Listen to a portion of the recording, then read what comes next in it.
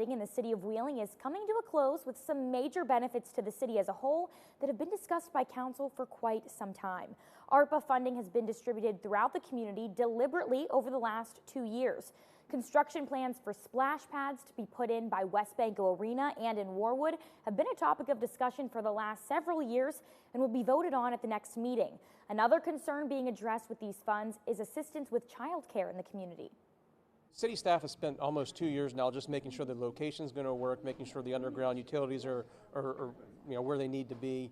So the big thing going forward is just the funding source. Splash pads are not inexpensive, but over the last 7 years, City Council has made public recreation a high priority. Splash pads was a big priority we identified. Adding a new one to Heritage Port, I think, is going to be a nice addition. Looking at sort of adding some new childcare space downtown.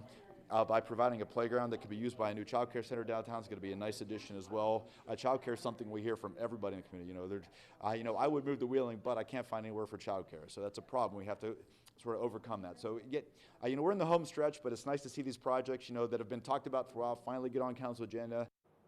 The anticipation is that these projects will all pass and construction will be completed by the end of this year and into early next year. St.